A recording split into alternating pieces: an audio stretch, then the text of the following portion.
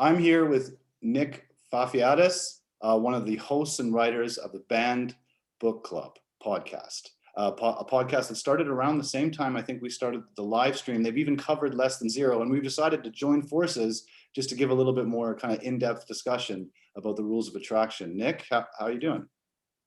Hi, thank you so much for having me on. It's great to be here. Yeah, where are you? Where are you?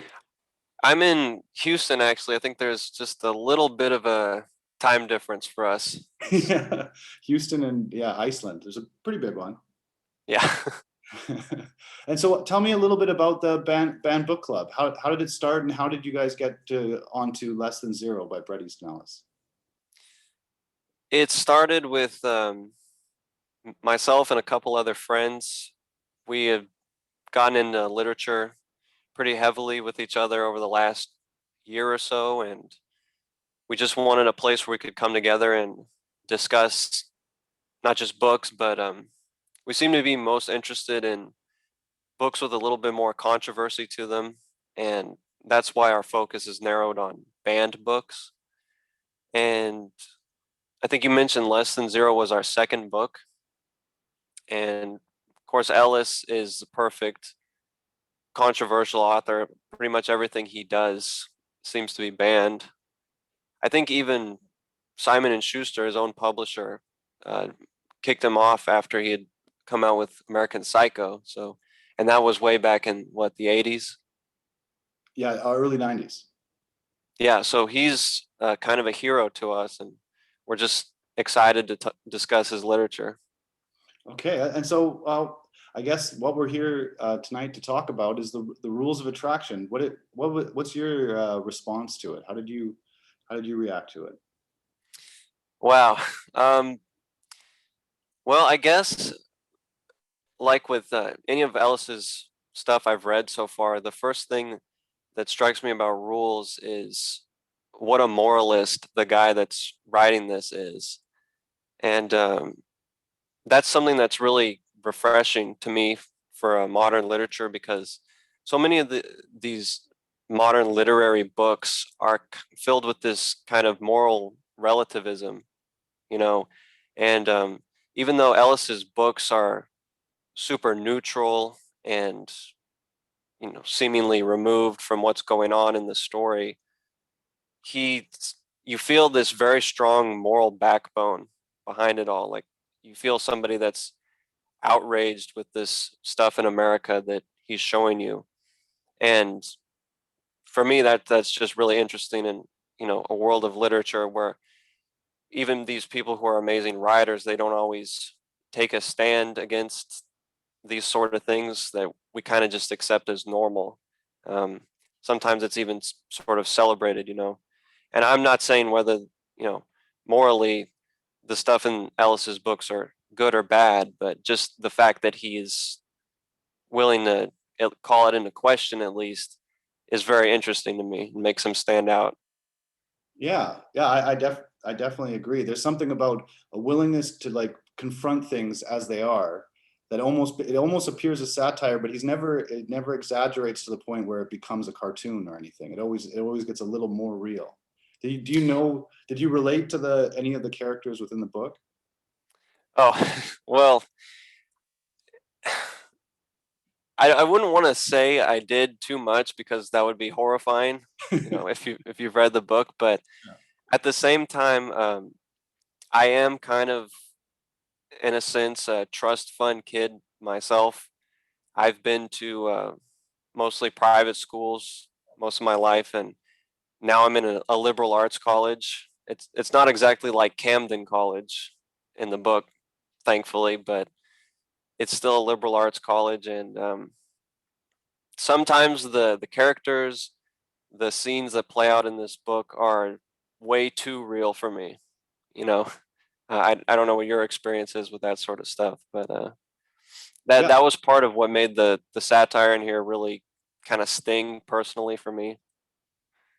Was I found a lot of the characters to be like, I almost think that some of the backlash that you read about, because obviously this was published in the 80s, the backlash you read about and then talking about the characters being all unlikable and stuff like that, I think it's because it was too accurate of the time that people in the time didn't like to see it.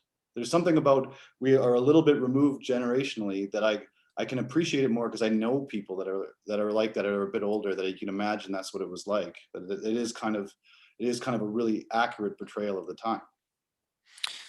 Yeah, and it's interesting when you look at the responses people have to this book on Goodreads or just talking to other people that have read it. There's one camp of people, it seems, that they think the characters are way overblown. They're just kind of caricatures. They're not real or human. I think I read one review that said uh, Beatrix Potter, that writer that writes about anthropomorphic bunnies and stuff, those characters are more human than the humans in this book. So there's some people that think that these characters aren't realistic at all. And then the other camp I sort of saw was people saying, yeah, these are real types of people, and the stuff they're doing in the book is realistic, but um, kind of so what? Like, what it doesn't. I don't understand why it's bad, Mhm. and that interested me because I think a lot of people today might look at the events in Rules of Attraction, you know, some of the horrible stuff going on, and some people just kind of shrug it off as kids being kids or college kids just experimenting with their sexuality or drugs. It's just typical bumps on the road to finding yourself or whatever. And that the kind of self-destruction that maybe a certain type of worldly liberal person would conflate with coming of age. So, and then there's the last camp of people I notice is people that are just totally outraged by all this, and I don't know where I fall into that, or what was your impression? The thing that I found kind of the most interesting is that it seems to be like the messaging behind it, even if there isn't really a message, it's not an ideological book. Like Lauren gets raped at a dress to get screwed party. And if that isn't an obvious joke with the idea, like what was she wearing, then I like everything there is kind of like these feminist kind of ideas that are coming forward where they're showing that these kids are doing this and it's really happening. But she doesn't, the one thing that I like about the book, or I respond to it and think that it's interesting, is that it's hopeful. Like I found Less Than Zero hopeful because the ending, he leaves and he chooses not to fall in, and he chooses to merge, but like to join, to go Clay, you somewhere else. mean? Yeah, Clay in Less Than Zero, and in this book, Lauren, she moves on with her life. It's a story that starts at the beginning, and it's kind of like it's got the elephant and the rat, right? Like this Oh yeah, the joke. the The joke at the beginning while they're talking about a girl being like losing her virginity by being sexually assaulted. And if that isn't a metaphor for just that time, the 80s kind of frat college type of excess. excess type of debauchery, it's kind of a message where you can move on from it as an individual, even if you were a victim of it. Whereas I don't know if you would get that sort of narrative like in a popular novel or film. Mostly, I guess novels can kind of do whatever they want because they're not big cultural cornerstones anymore. But within popular culture, the narrative of a girl telling a story like this and then it not being what haunts her every moment for the rest of the book is refreshing, and it's kind of uplifting. That's really interesting to me that you read Rules and Less Than Zero with kind of an optimistic touch at the end. Um, One thing I think is worth mentioning is that Clay in Less Than Zero, his story doesn't end with that book. Right. In fact, I'm sure you know, he pops up and narrates a chapter in this book. And maybe I missed something in my reading, but he did not seem to have progressed to a better place to me. Um, Not just in his little chapter in Rules of Attraction, but in the sequel to Less Than Zero. Have you read Imperial Bedrooms? I haven't read Imperial Bedrooms yet. That's the one I'm looking forward. Oh, Yeah, that's on the. okay. I'm reading them I'm reading them one by one, and kind of building the universe as it goes. And so I had a couple holes in my Bret Easton Ellis universe before I started this, and that's kind of why I wanted to do it, so that I'd be Oh, all. oh, okay then. Well, I won't spoil Imperial Bedrooms for you, but I I don't think there's much room for interpretation at the end of Clay's arc there for something optimistic maybe. Um, Yeah, but so I don't really mean optimistic in like everything's going to be fine, but there is like there is like this individualistic spirit, the idea that in this terrible situation things can become worse again. Life can always just go to shit and nothing can work out. But these little moments, these little triumphs, like choosing to leave, saying something, even if it doesn't do anything, those are the things that I mean. Not really optimistic, but at least like yeah, like I said, it's like a triumph type thing, like these small victories, which I think is nice to see in a book, but rather than some great lesson. yeah, definitely I would emphasize small on the victories that Ellis lets you have in his books.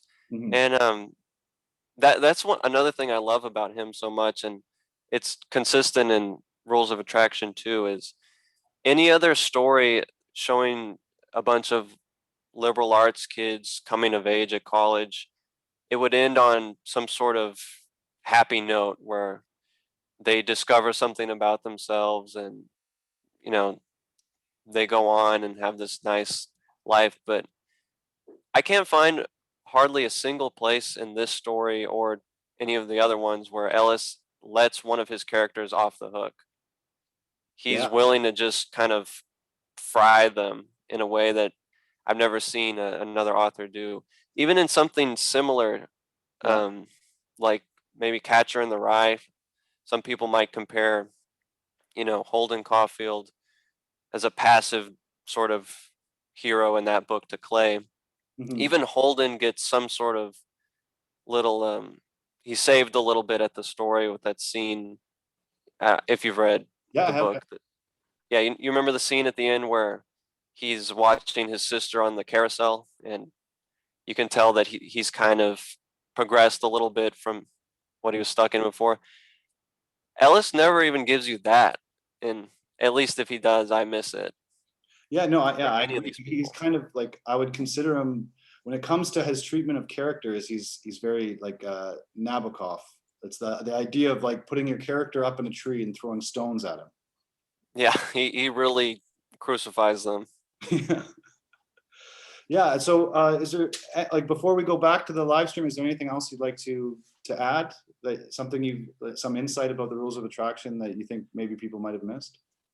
Yeah, sure. I mean, I know what I've said so far is kind of general, and maybe a lot of it you could find already in a literary critique. But one thing I noticed about Rules of Attraction that I haven't seen in a response or something like that yet is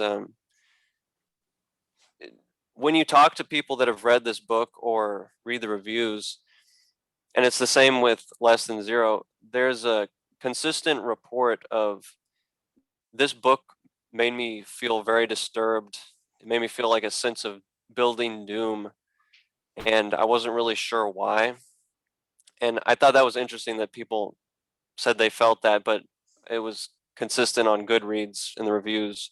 The people were saying that I didn't know why this bothered me, and I had that same sense when I read this book or Less Than Zero, and I think I have sort of a theory about why people have a building sense of doom in this book, that I kind of came to after I thought about love or attraction a bit more in the context of American Western love. So, uh, do I have time to go into that for a couple minutes? Oh yeah. Okay.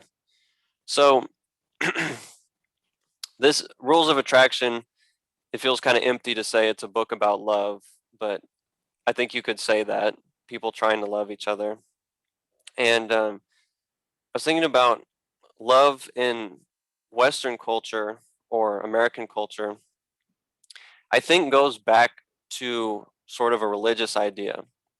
And, whether you're religious or secular, I think a lot of people would agree that the idea of American love was shaped, like a lot of things in American culture, by Judeo-Christian values.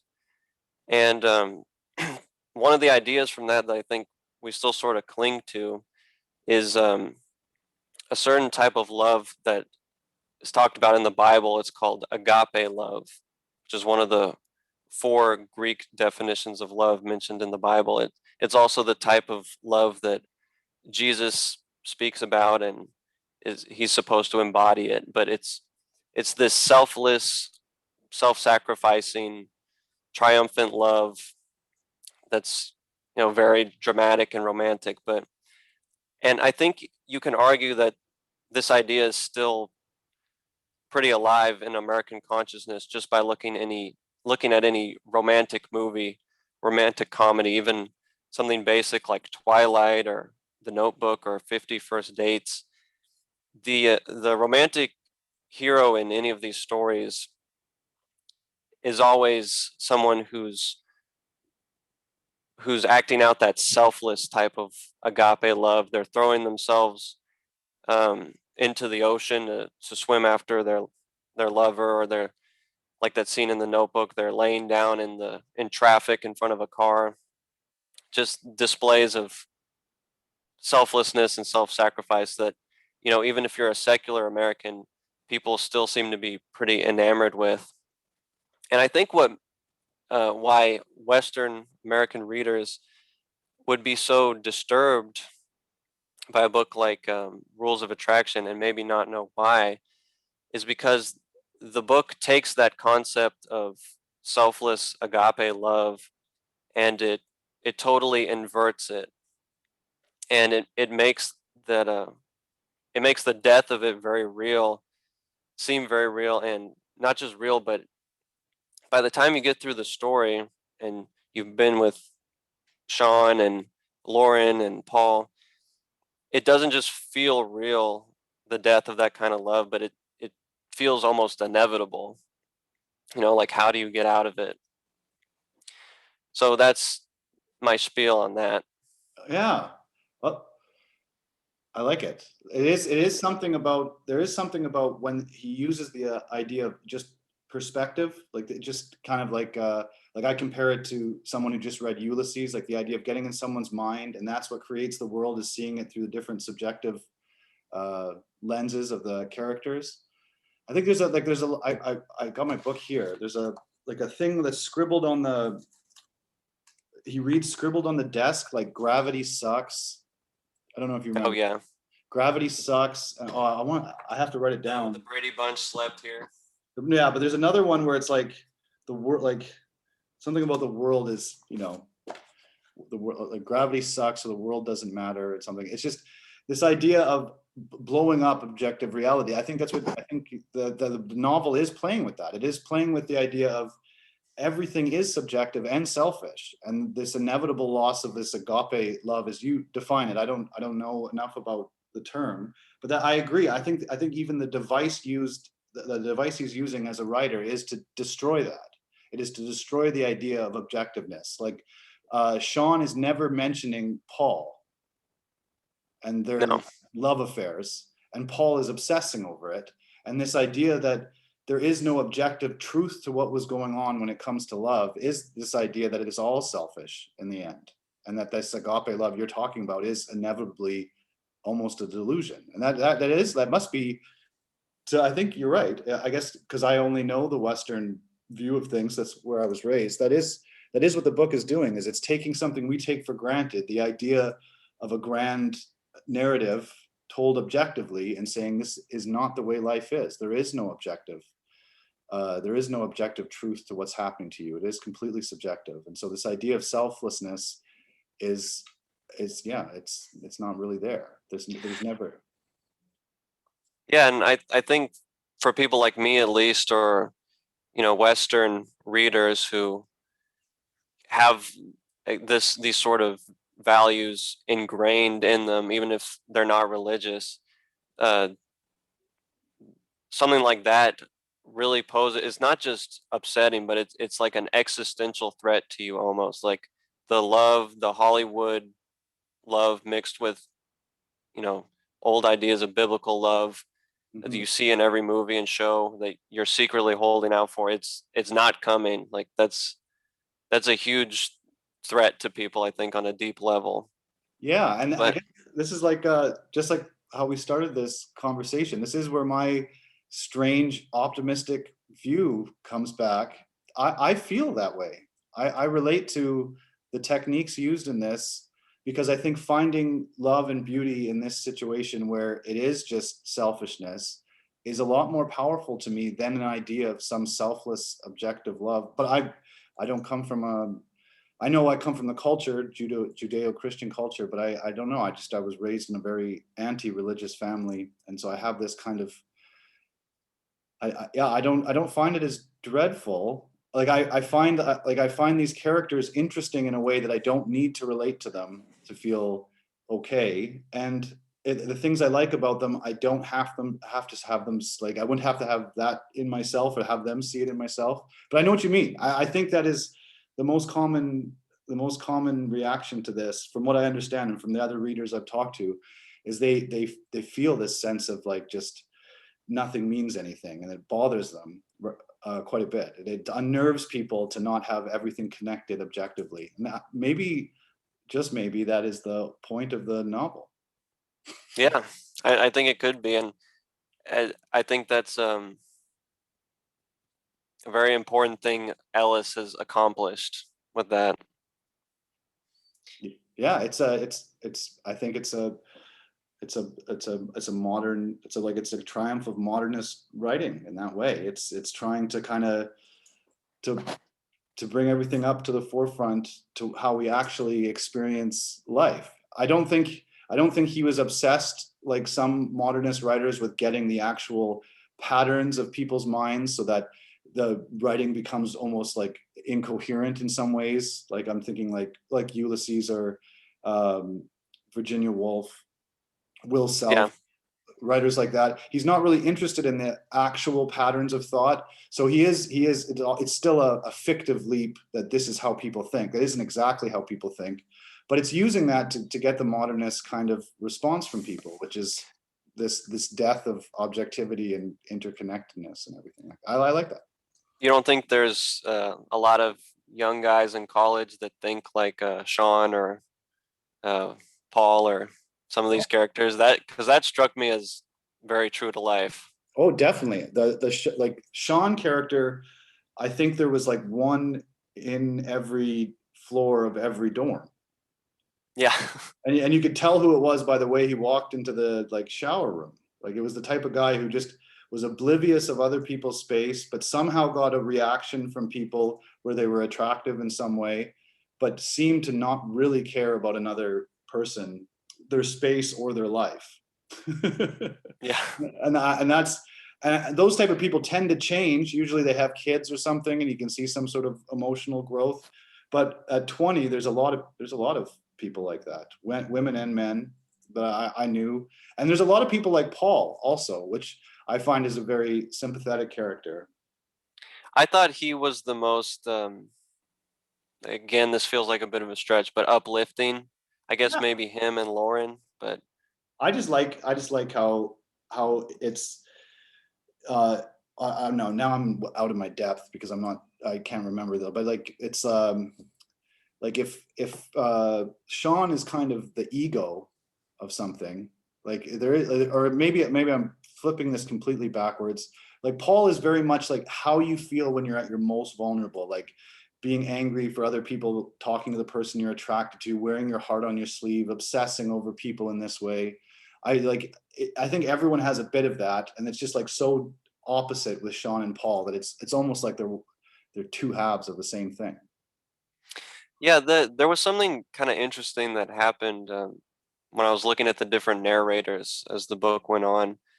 They felt very distinct to me, especially like Sean and Paul. There was a big difference, but I sort of noticed as the book went on, all the narrators sort of homogenized together. I don't know if you Yeah, felt that, but and then what made that really click for me was when Clay started narrating one chapter, and all the other narrators, everything is like boom, boom, boom. I did this, I did that, I went here, there, and then there's just observations about how people were dressed, and it was very fast, almost stream of consciousness.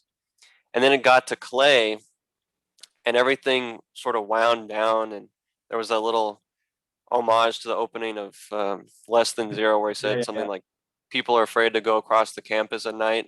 Yeah, yeah, exactly. Well, it is kind of, I almost think of it as a little bit of a wink too. Just remember my last book, see what I can do, see the differences I can do, just in prose style. Like this is the jump in technicality between the two books is a feat for a young writer to pull off. Like to go from a simple like you have two storylines really, the present tense, like the ever present tense and the past tense coming together with Less Than Zero, and then this one you just have it just any trick he could almost pull he seems to be pulling at one point.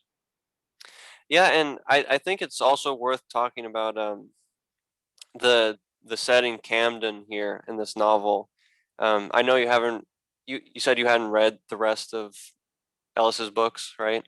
No, I've read I've not read Glamorama or Imperial Bedrooms or The Informers.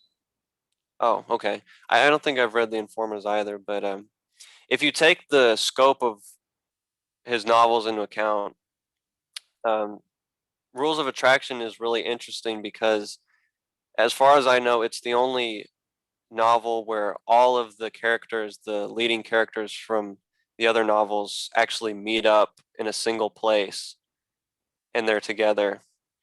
And I thought there was something very significant about that. Um, that the place where Clay and Patrick Bateman from American Psycho, he's also Mhm. appearing there.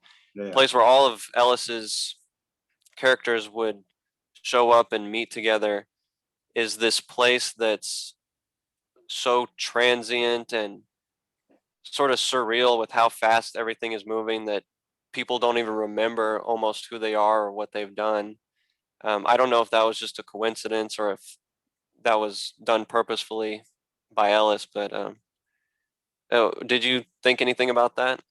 Yeah, well, I think that's one of like the you don't just mistake other people, you mistake yourself in his books. I agree. There is this kind of constant movement of everyone where you're never really sure what you did. Yeah, and that this college is kind of a hub for all of his characters from the Yeah, other novels, even. I this is thought that, kind of, yeah, this is where it all kind of like if you take the first book, this is where all of a sudden he's making like a kernel that just spreads out to all the other books afterwards. yeah, I, and it's I saw an interesting, sorry, I didn't mean to cut you off. There's an no, no, please. interesting diagram someone tweeted just recently. I think Todd might have retweeted. It was just someone trying to map out the characters within the Bret Easton Ellis universe. And it's a great. I'm gonna share it probably. It's a awesome just to see how everything's interconnected. I'm excited to read the rest of the books I haven't read. Yeah, I haven't read all of them either. It's just interesting he chooses the Camden College as the hub for all of them. I'm trying to work out the significance of that, but Have you read the Secret History of Bennington, the Oral History of Bennington, the article by Lily Analik?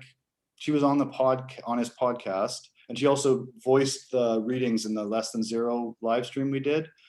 He kind of like at his college where he went, Bennington, he was there with Jonathan Lethem, Donna Tartt, and Donna Tartt's novel, A Secret History, completely overlaps with the Rules of Attraction. I haven't read it, but we have a guest really, live stream who has. So he's going to talk about that a little bit. So I think the reason it's kind of a hub is it is kind of for Bret, his first hub of kind of his literature connections or literary connections. It's where he kind of made all of his major connections when he was young. Sorry, I'm just repeating myself now. I think he went to a pretty similar sort of place for college. I mean, I think Camden is a fictional stand-in for Bennington. Yeah, Yeah. Oh, so that's where he went. yeah. Bennington, he Okay. went to a college called Bennington. It's a stand-in for Camden. Is yeah, because he wrote this book in Bennington after Less Than Zero was being published. Right. No. That's another thing that's stunning to me is just the age he did all this. Oh yeah, Jesus, I feel like I've wasted my life.